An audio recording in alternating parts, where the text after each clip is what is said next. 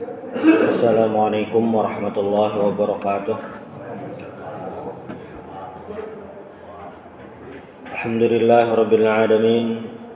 Alhamdulillahil fattahil alim alladzi arsyada man istafahu min ibadihi lit-ta'allum wa ta'lim wa ja'ala al-'ilma sababan najati wal fawzi bizulfi 'indal malikil 'azim. Wassalatu wassalamu ala man arsalahu Allahu hadan ila siratal mustaqim wa ala alihi washabil faizin min suhbatihi wa tiba'ihi bil khuludi fi daril baqa'i wan na'im. Alhamdulillah, di malam hari ini kita bisa kembali melanjutkan kajian syarah kita bersama kitab Ar-Rahiqul Makhtum karangan Syekh Shafiyur Rahman Al-Mubarakfuri. Di pertemuan sebelumnya kita membahas tentang Al-Mu'ahadah Ma'al Yahud. Mu'ahadah Ma'al Yahud, perjanjian bersama orang-orang Yahudi. Nah, setelah perjanjian itu tercapai dengan orang-orang Yahudi, maka bukan berarti permasalahan kaum muslimin selesai. Tapi sebenarnya adalah yang terjadi babak baru dalam perjalanan dakwah Rasulullah SAW, yang mana tantangannya berbeda dengan dakwah beliau saat di kota Mekah. Itu sebenarnya yang terjadi. Walaupun di pembahasan sebelumnya kita membahas bagaimana kaum muslimin itu meningkat pesat sangat signifikan saat berada di kota Madinah, atau orang yang bersyahadat di kota Madinah ini sangat signifikan dibandingkan kota Mekah. Namun bukan berarti masalah selesai, tapi ada masalah lain yang menunggu dalam perjalanan dakwah Rasulullah SAW saat di kota Madinah. Salah satunya adalah kelompok yang tidak senang dengan kehadiran Rasulullah sallallahu alaihi wasallam, al-kafahud dami, istifzazu Quraisyin wa ittisarum bi Abdullah bin Ubay.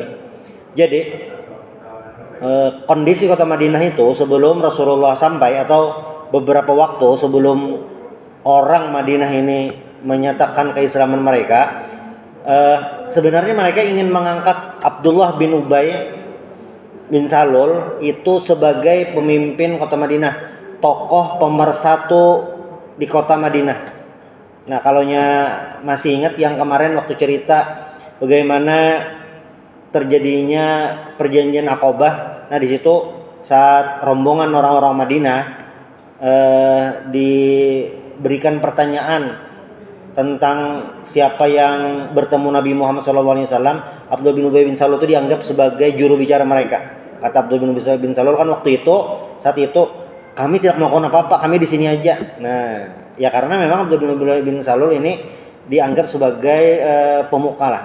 Nah, yang terjadi ini saat di kota Madinah, saat kaum muslimin itu sudah menyatakan keislaman mereka, Abdullah bin Ubay bin Salul ini kelompok yang masih musyrik. Jadi saat yang lain berbondong-bondong masuk Islam, Abdullah bin Ubay bin Salul masih tetap musyrik.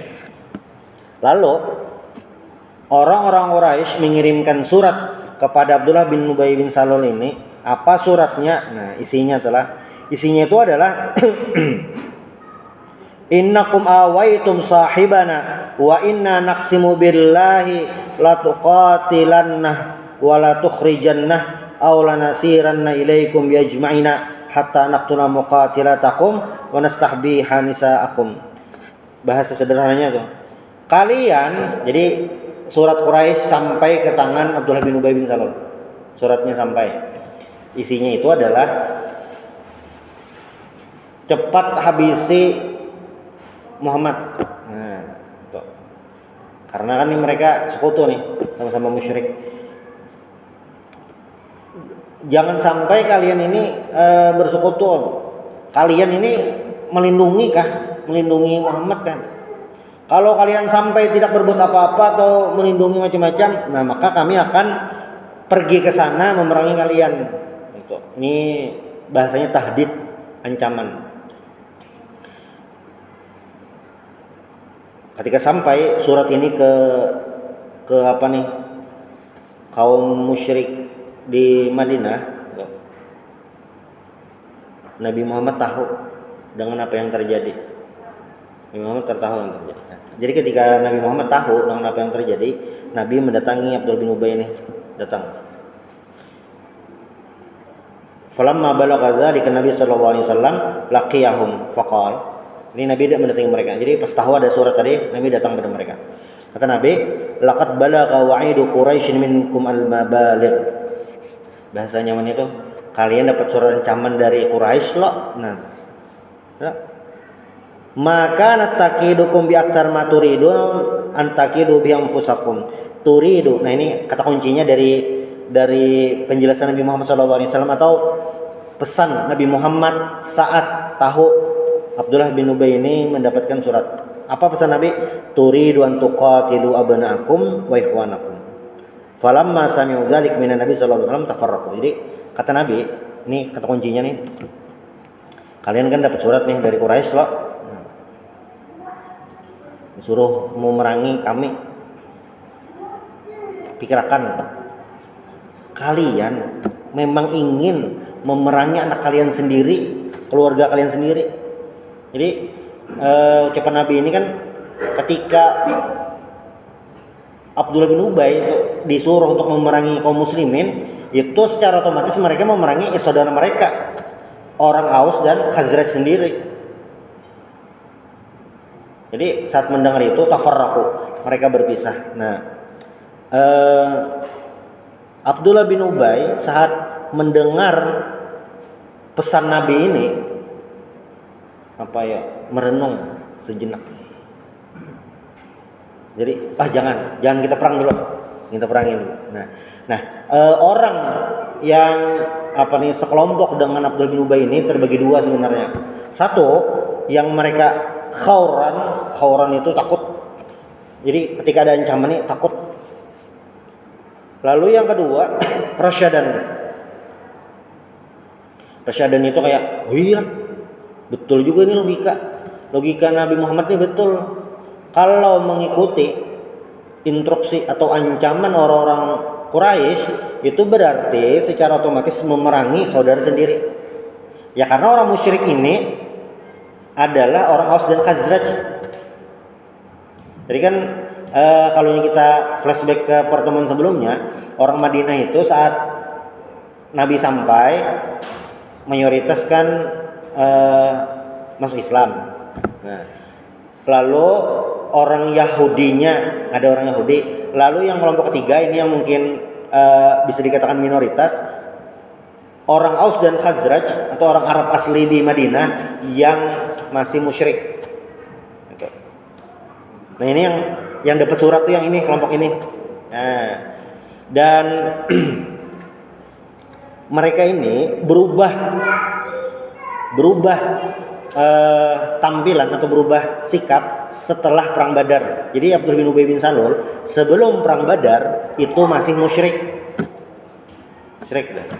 Tapi setelah perang Badar, berarti setelah tahun 2 Hijriah, setelah perang Badar, Abdullah bin Ubay ini dan kelompoknya jadi Islam.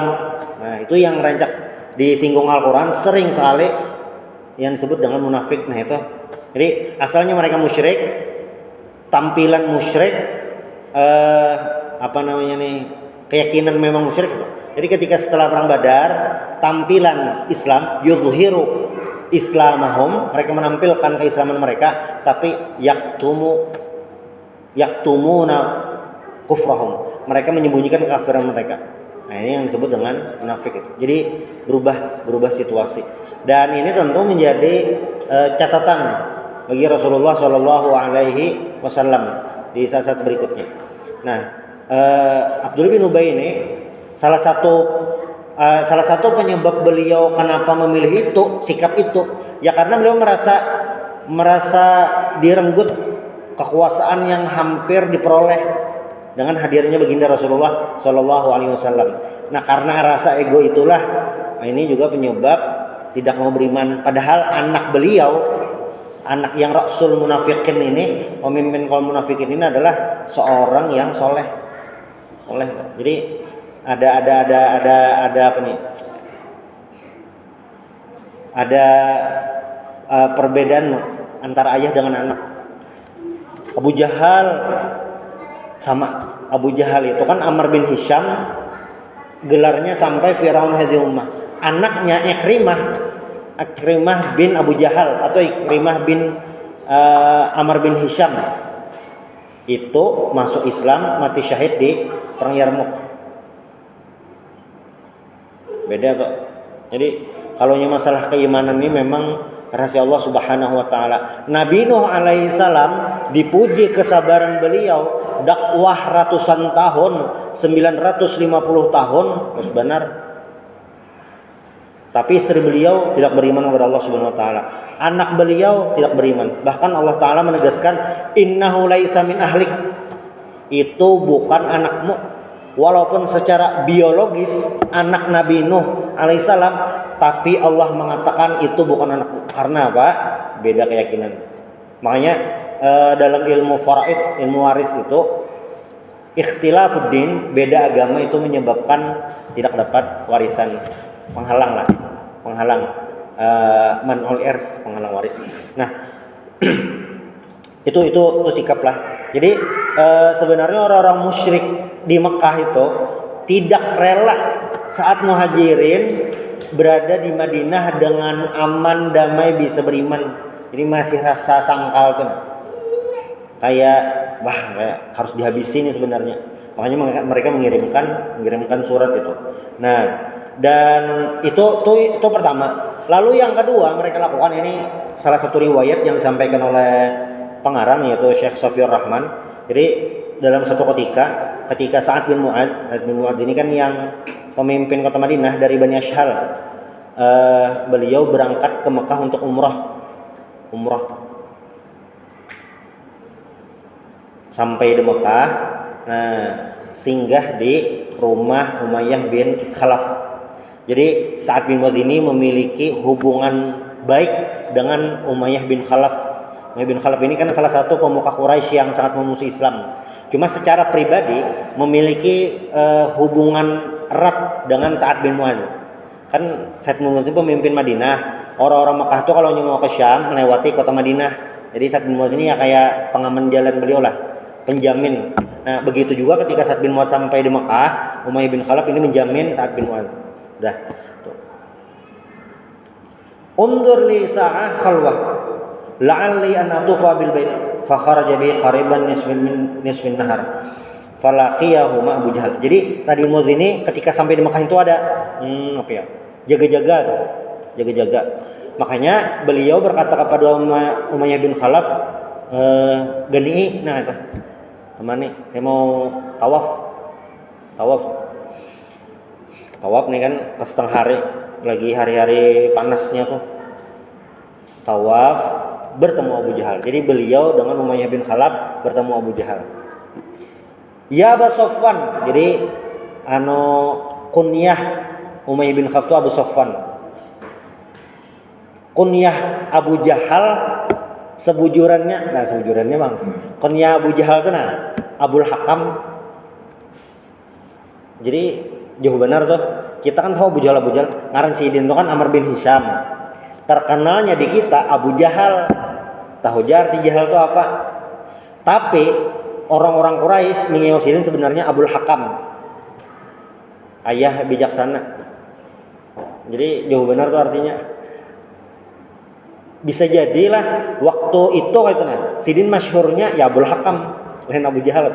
Tapi di syarahan ditulis Abu Jahal. Jadi Umayyah ini di kiau ya Abu Sofwan, itu kunyalah ya Abu Sofwan. Ini panggilan akrab. Man hadzama, siapa nih yang bersamamu? Faqal hada Sa'ad, ini Sa'ad bin Mu'adz.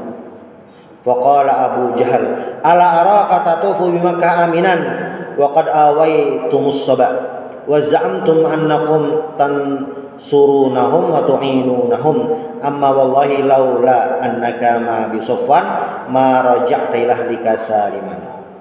Jadi Abu Jahal itu pas tahu ini Sa'ad bin Mu'adz, kenapa ikan Abu Sofwan jadi melindunginya? Kenapa kamu melindunginya? Lalu ini bahasanya sudah melenceng dari agama nenek moyang. Jakanya, seandainya tidak ada Abu Sofwan nih, wahai Sa'ad, kamu tidak akan pulang ke rumah dengan selamat. ya bisa dibunuh atau macam-macam lah. Saat seandainya kamu tidak bersama Umayyah bin Khalaf ini, tidak bersama Abu Sofwan ini, kamu tidak akan pulang dengan selamat. Nah, apa ya? Jadi salah satu apa ya, tradisi lah atau tabiat orang Arab. Jadi modelnya bilanya digertak balik wani atau kada kaina tuh. Ini kan saat bin Mu'adz ini pemimpin Bani Ashhal. Kenapa Sidin minta lindungi? Ya memang harus dilindungi gitu. Karena lain daerah Sidin. Ya lah gitu. Nah, tetapi walaupun kondisi yang kayak itu ketika diancam tuh tabiatnya tuh kayak membalas bakalahi atau kayak apa kalah kayak apa tuh kena urusan kena ada bahasa Banjarnya diangsule. Jadi harus diangsuli itu bang. Jadi ketika Abu Jahal mengatakan seandainya tidak ada Abu Sofwan kamu tidak akan selamat pulang rumah, Sa'ad bin Mu'adz ini langsung aja menjawab amma wallahi lain mana'tani hadza la amna'uka ma huwa asyaddu 'alaik minhu tariquka 'ala ahli Madinah. Wallah, demi Allah, kalau kamu mencegahku untuk tawaf, tunggu aja. Nanti kalau kamu lewat kota Madinah akan aku balas yang lebih daripada ini. Bilanya hari ini ditangati umroh, enak tunggu aja. Tunggunya karena memang waktu itu visa umroh mengeluarkan orang Mekah. Nah, itu jangan salah tuh rancak mau menyambat. Nabi itu pernah sekali kada keluar visa umroh sidin sekali tahun 6 Hijriah. Visa umroh sidin kada keluar. Lagi rame benar kisah-kisah. Nabi itu 6 Hijriah anak umroh dah serombongan mulai kota Madinah.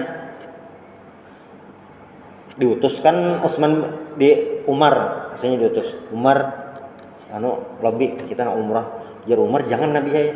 Jangan, Utsman aja. Nah, mungkin ada bertanya-tanya, Sayyidina Umar ini mah Sayyidina puanian disuruh Nabi mah kada hakun lah. Kenapa jadi kada hakun tuh? Nah, ini yang membaca sejarah itu memang kita harus lengkap. Kan maksud Nabi ini adalah melobi agar bisa umrah. Sayyidina Umar tuh sadar diri persentasi keberhasilan itu lebih tinggi untuk siapa? Sayyidina Utsman. Kenapa? Karena Sayyidina Utsman ini adalah orang Bani Umayyah, keluarga Bani Umayyah, dan Makkah itu dikuasai Bani Umayyah. Jadi secara personal Sayyidina Utsman itu ketika masuk kota Makkah pasti aman, pasti tidak ada apa-apa. Beda dengan Sayyidina Umar yang dari Bani Adi, tidak sekuat Sayyidina Utsman.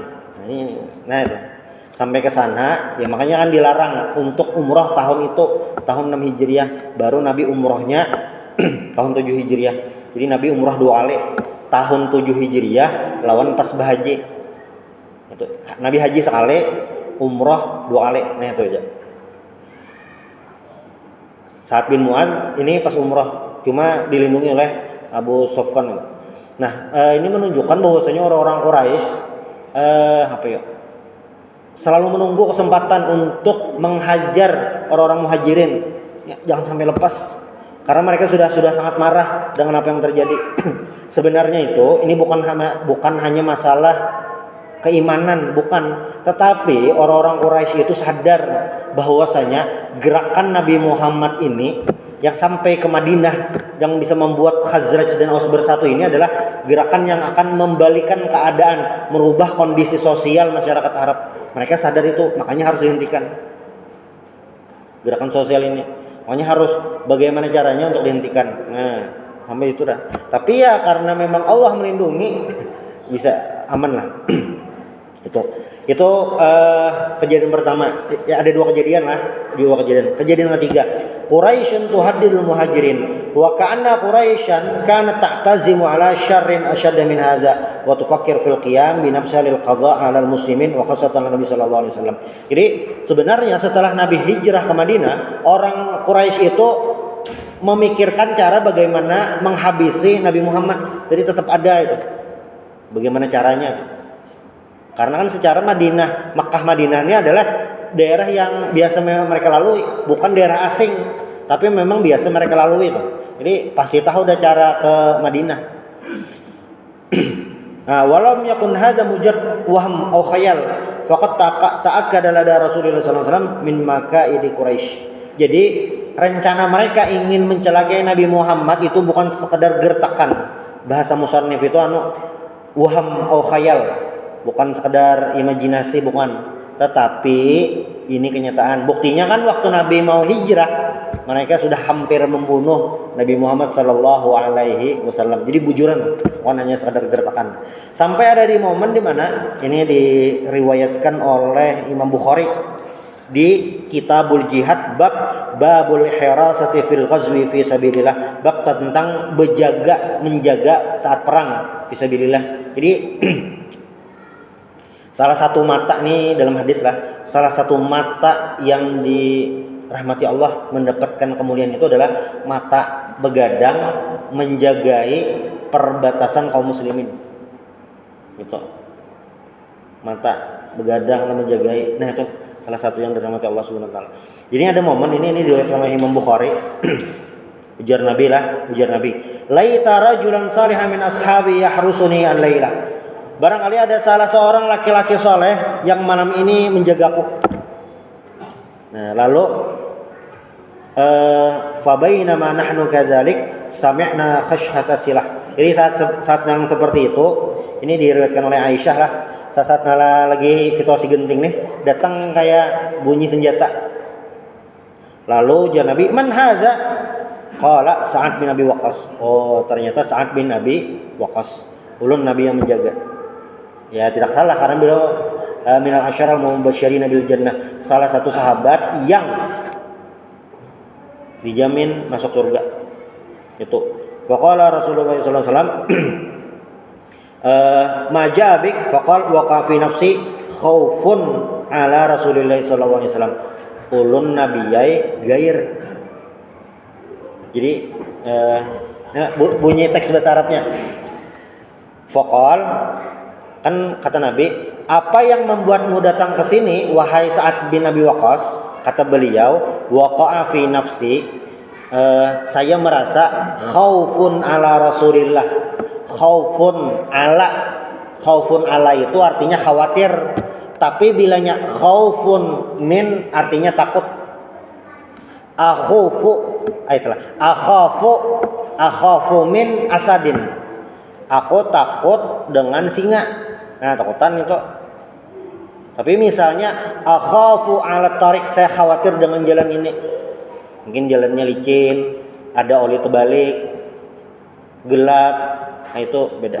Ini kata Sa'ad bin Mu'adz, khaufun ala Rasulillah sallallahu alaihi wasallam, khawatir. Nah, maka beliau menjaga, fajitu ahrusuhu fada'a Rasulullah lahu Rasulullah sallallahu alaihi wasallam sumanan. Jadi Nabi mendoakan Sa'ad bin Abi Waqqas dan Nabi pun tidur. Ini kejadian berikutnya. Nah, walam takun hadhil hirasah mukhtassah bi ba'dil layali bal kana dzalika amran mustamirran faqad ruwiya an Aisyah radhiyallahu anha qalat kana Rasulullah sallallahu alaihi wasallam yahrusu lailan hatta nazala wallahu ya'simuka minan nas fa kharaja Rasulullah sallallahu alaihi wasallam rasan min al-qubbah fa qala ya ayuhan nas insarifu anni faqad asamanillahu azza wajalla. Jadi ini saat ada ancaman orang Quraisy, jadi setiap malam tuh ada menjaga dari kalangan sahabat, bergantian, berjadwal, sampai tiba ayat 67 di surah Al-Maidah nih. Ini luar biasa ayatnya nih. Jadi sahabat ini berjadwal bisa katakan seperti itu, menjaga Rasulullah SAW setiap malam. Sudah. Sampai turun ayat 67 di surah Al-Maidah. Ini bunyinya ayatnya luar biasa. Wallahu ya'simuka minan nas.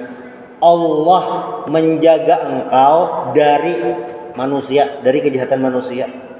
Langsung turun ayat, jar Allah, wahai Muhammad, Allah yang menjagamu daripada kejahatan manusia. Ya'simu itu adalah fi'il mudhari. Fi'il mudhari itu maknanya adalah sekarang dan akan datang, artinya selama-lamanya. Jadi sejak turun ayat ini sampai Nabi meninggal, Allah yang menjaga Nabi Muhammad sallallahu alaihi wasallam. Wallahu ya'simuka minan nas. Makanya setelah turun ayat ini ujar Nabi apa?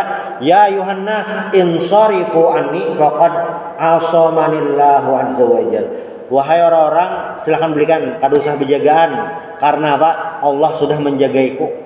Luar biasa dah. Allah menjagakan. Jangan Nabi. Makanya setelah yang ini, ya Rasulullah aman. Waktu orang Yahudi ingin mencelakai, aman. Waktu Nabi anak terbunuh di perang Uhud, aman. Kan yang situasi genting itu Nabi ingin terbunuh, selamat. Ya karena memang Allah sudah menjamin selamat. Wallahu ya'simuka minan nas. Apakah ada nabi yang terbunuh? Ya ada. Kayak Nabi Yahya mati terbunuh, Nabi Zakaria mati terbunuh, meninggal terbunuh sih. Jadi beda tuh. Ini Nabi Muhammad sudah dijamin. Sama kayak ini. Selama Nabi Muhammad itu ada, tidak akan diturunkan bala. Sama tuh. Ini khusus lah, ada di situasi tertentu. Nah,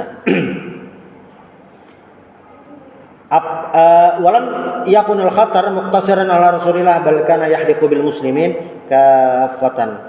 Ini bukan hanya khusus untuk Rasulullah sallallahu alaihi wasallam, tetapi semua kaum muslimin mendapatkan ancaman.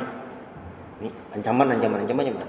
Jadi ketika Nabi mulai membangun kota Madinah, sudah mengatur semuanya, ternyata ancaman dari orang-orang Quraisy ini tidak berhenti nih. Nah, hidup ternyata di Madinah itu hidup di awal-awal itu masa ketakutan tuh ternyata. Nah, wa kanu la yabituna illa bisilah wala yusbihuna illa fi. Jadi mereka setiap malam itu ibarat parang tuh dihiga awak terus. Berjagaan terus karena ancamannya ada terus. Makanya setelah itu nih babnya lah al-iznu bil qital. Setelah itu baru turun ayat tentang melawan, al-iznu bil qital, izin boleh berperang. Karena ini situasinya sudah berbeda. Baru ini sudah ancaman-ancaman, nah baru turun membela diri. Nah, ayatnya apa ini di surah Al-Hajj ayat 39. Ini jelas sudah. Kalau saat di Mekah itu belum ada ayat qital ini. Jadi disuruh bersabar aja. Udzina lil ladzina yuqataluna bi annahum zulimu wa innallaha ala nasrihim laqadir. Udzina telah diizinkan lil ladzina yuqatalun bi annahum zulimu. Diizinkan al-iznu bil qital. Ini ayat tentang diizinkannya kaum muslimin untuk berperang. Ayat perang sudah turun. Ini berarti semua strategi perang diizinkan untuk Rasulullah Shallallahu Alaihi Wasallam. Jadilah nabi dan para sahabat itu sangat tergantung wahyu dari Allah. Bila wahyu belum turun, Nabi dasar kada apa-apa, termasuk ayat qital ini. Lawas nih berarti dalam masa-masa ketakutan saat baru sampai di Madinah ini lumayan berapa bulan. Cuma kan karena belum ada instruksi, ya ada digawe. Ada instruksi, nah hanya digawe. Nah, inilah yang membuat para sahabat itu disebut dengan zaman Nabi dan sahabat itu adalah khairul qurun, karena mereka itu menjalani kehidupan berdasarkan wahyu dari Allah. Al-Qur'an. Kan Al-Qur'an itu hudal linnas, petunjuk bagi manusia. Kita nih lah hendak ke rumah orang, Google Maps-nya bujur sampai kada kelewatan sedang pas di muka rumah. Cuma bilanya Google Maps-nya lagi rusak atau HP kita yang habis kuota, insya Allah ada sampai terputar-putar di situ. Atau gangnya kata salah, atau kada update ke Google Maps-nya salah. Itu jalan, itu mencari jalan. Hidup pang sama. Berarti kalau kita ingin hidup ini sesuai keinginan yang diharapkan oleh agama, bagaimana jalannya? Al-Quran. Hudal linnas wa bayyinatin minal huda wal furqan. Dan Al-Quran lah yang mencontohkan, yang menjelaskan pertama kali siapa? Rasulullah sallallahu alaihi wasallam. Yang menggawe pertama siapa? Rasulullah. Umat pertama, manusia pertama bang yang umatnya Rasulullah siapa? Ya sahabat Nabi. Makanya kan Nabi itu jar Aisyah kana khuluqul Quran. Jadi para sahabat tuh melihat cara mengamalkan Al-Quran tuh kayak apa gerang? Nabi. Langsung dari Nabi. Kenapa jadi level kita lawan sahabat? Jadi Abdullah bin Abdul Aziz itu kan sidin cucu Sayyidina Umar, tabiin. Cuma ujar sidin kan debu kudanya Muawiyah bin Abi Sufyan menang kada sebanding lawan aku sih. Saking sahabat itu memiliki posisi yang luar biasa. Sahabat Nabi bisa bersalah lah, bisa berdosa lah, ada juga. Ada yang ditagur Al-Quran lah, ada. Bahkan ada yang di blacklist kayak Ka'ab bin Malik gara-gara dibawai tulak fisabilillah hadang dulu jar mengatam bang lagi panen kurma karamian kasihkan ada yang karena betulak bedudi hanya orang tuntung perang hanya sadar nah lalu dihukum di blacklist kada boleh dipandiri. Apakah ada di zaman Nabi yang berzina? Ada. Pemabuk ada. Sahabat Nabi itu ada yang pemabuk dihukumnya tobat, bahasa pulang, ada yang kayak itu. Bukan berarti lah di zaman Nabi itu sehat walafiat, kada berdosa sama sekali, ada. Bahkan kan munafik itu ya ada di zaman Nabi ada. Nabi hidup, orang munafik itu ada berseleweran di sekitaran Nabi Muhammad SAW. Cuma mereka itu ya melihat Nabi langsung dengan Nabi, ditagur Nabi. Usamah bin Zaid yang hibbi Rasulillah gelarnya tuh. Kan Usamah bisi abah ngarannya Zaid bin Harithah itu sampai dahulu sebelum turun ayat itu ngarannya Zaid bin Muhammad. Saking sini ini anak angkat yang disayangi benar. Jadi Usamah ini cucu angkat kesayangan modelnya itu. Pernah disariki Nabi gara-gara Usamah ini membunuh orang hingga bersyahadat. Ini pas perang. Pas lagi masa terdesak musuh ini langsung bersyahadat. Orang Ansor yang lain syahadat jangan apa-apai. Usamah berpendapat ini hanya kedok dibunuh sidin. Pas sampai ke Nabi langsung disarikin Nabi. Tahulah hatinya tuh tahulah sudah dibelah lah dadanya. Jar Usamah lah, jangannya aku belum Islam begini nih, saya palingnya panas benar sarikin Nabi. Cuma apa? Ya tetap apa? Sahabat itu utama benar. Kenapa? Jadi Usamah itu di masa-masa akhir Nabi menjadi jenderal perang waktu melawan Romawi. Dan ini jadi pentingnya kita tahu kisah sahabat tuh sahabat tuh bisa menerka kehendak Nabi itu. Nah, tadi Umar disuruh masuk ke kota Mekah, jangan Nabi ya, Utsman aja. Ini bukan Sayyidina Umar pengoler, diamanahi indah, ada tahu yang lebih berhasil tuh Sayyidina Utsman. Ini beda lagi kasusnya dengan Usamah. Jadi waktu Nabi anak meninggal kan Usamah ini jadi jenderal perang. Padahal umur masih 19 tahun. Kayak ibarat tuh kayak kapten timnas melawan Filipina lah itu. Marcelino Ferdinand lah kira-kira itu. Padahal banyak veteran-veteran yang sahabat-sahabat senior yang sudah ibarat jenderal tuh sudah bintang 4. Ini disuruh ketika meninggal, Nabi Muhammad meninggal, apa yang digawi Sayyidina Abu Bakar tetap memberangkatkan Usamah ini. Tidak diganti-ganti, tidak digeser-geser. Karena apa? Nabi khusus menunjuk Usamah nih.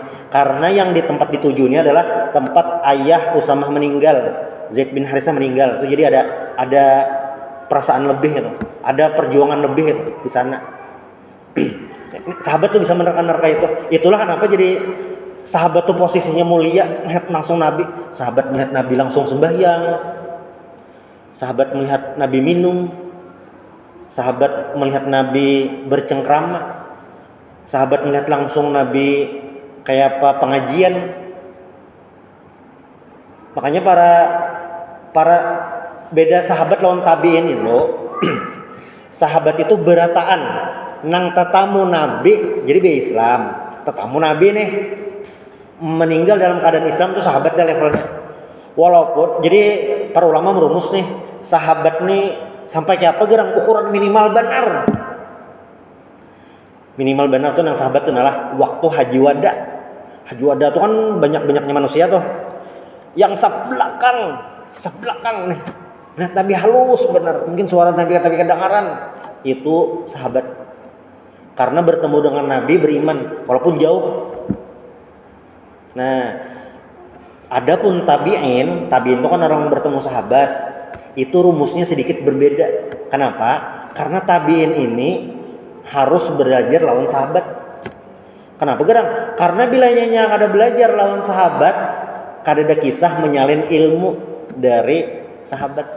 Kada ada kisahnya. Kalau nya sahabat itu rumusnya asal tetamu Nabi, levelnya sahabat dah. Beda lah. Kalau tabi'in itu harus belajar. Kalau nya kada ada belajar lawan sahabat, hidup aja di masa sahabat nih, kada ada belajar, itu kada ada kisah intelektualnya, kada ada kisah belajarnya, manusia biasa aja. Kebetulan hidup di masa itu. Nah beda nih, ada sedikit perbedaan. Makanya ketika ulama itu merumuskan, ulama hadis, bilanya sahabat itu adil seberataan.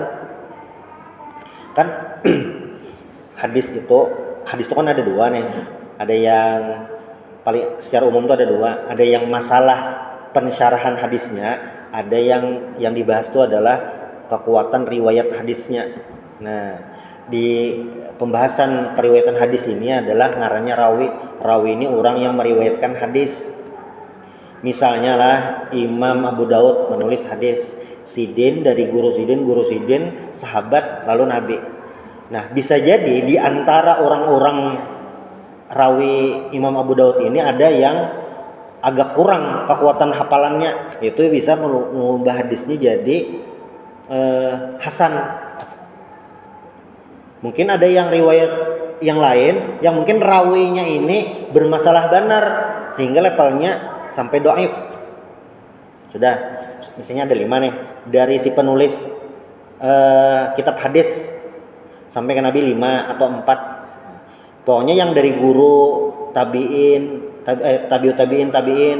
itu ada kemungkinan jujur atau ada kemungkinan kuat hafalan ada. Tapi bilanya sampai ke sahabat berataan yang diriwayatkan, misalnya ada 5 rawi nih lah, yang rawi kan ujungnya sahabat. Pokoknya bilanya tersambat ngaran sahabat itu pasti baik seberataan.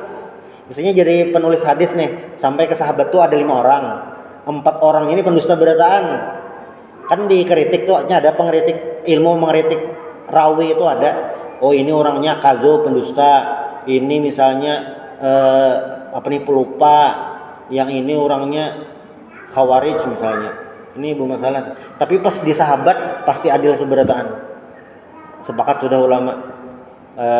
Kada berumus. Kalau di kalangan tabiin lah, bisa lah ada yang tersalah, bisa ada untuk periwayatan hadis.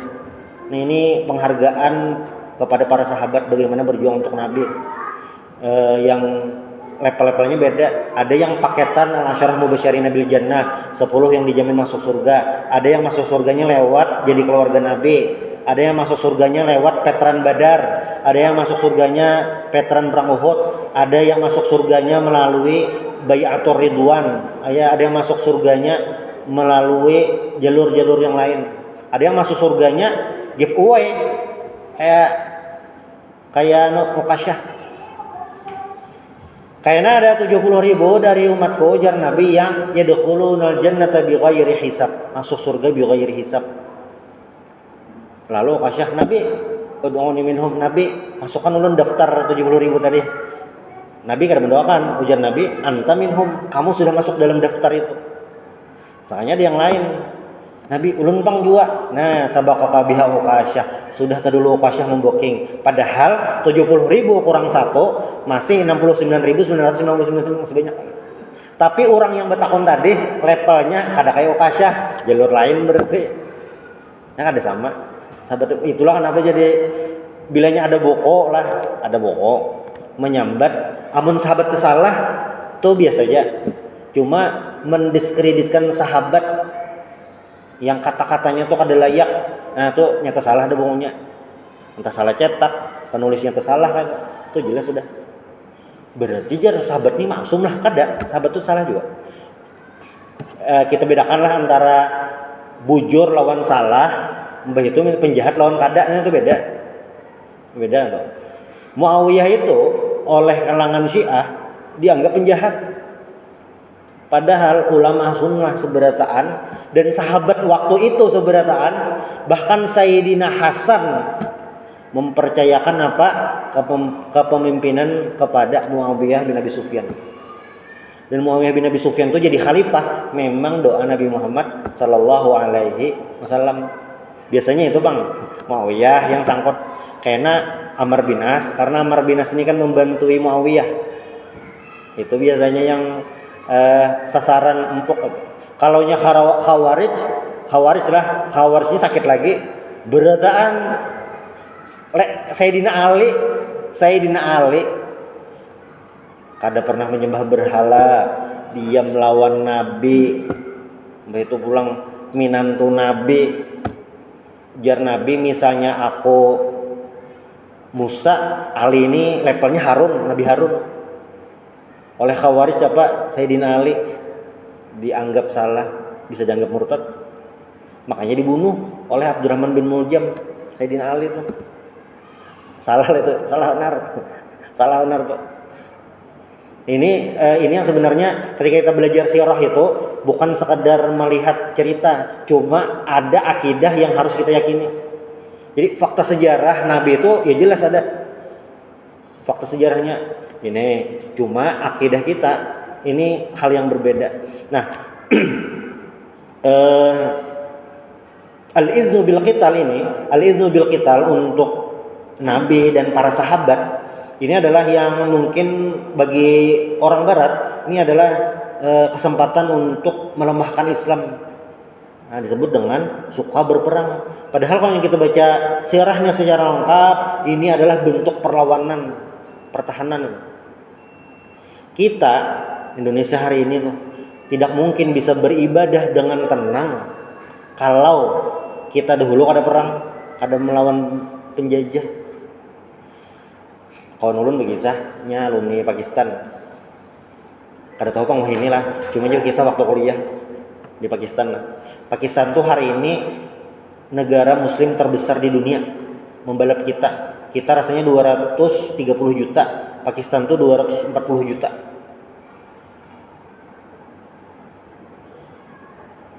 Imbah buli kuliah aja nya. Bajaran. Buli kuliah gedungnya bom, dibom. Dan yang membom ora tahu siapa itu. Kada aman dah itu waktunya kuliah Bang. Wah ini kada tahu Bang bisa aman dah itu. Kita di wadah kita dibanding yang lain termasuk aman kita sembahyang awal gitu. Ini karena apa? Ya tadi karena perjuangan kok. Makanya al-idznu bil qital ini membacanya harus lengkap, bukan sekadar hanya perjuangan perlawanan, cuma ini adalah bentuk menjaga bagaimana haibah dakwah itu, bagaimana haibah kaum muslimin itu tetap terjaga. Dan ini yang masih diperjuangkan saudara-saudara kita di Gaza itu agar mereka bisa, kita doakan mudah-mudahan mereka bisa beribadah dengan tenang. Mungkin itu insyaallah nanti kita sambung lagi di pertemuan berikutnya tentang bab al-idznu bil qital, tentang bagaimana Allah sudah mengizinkan kaum muslimin untuk berjuang fisabilillah. Subhanallah wa bihamdik asyhadu an la ilaha illa anta astaghfiruka wa atubu ilaik. Assalamualaikum warahmatullahi wabarakatuh.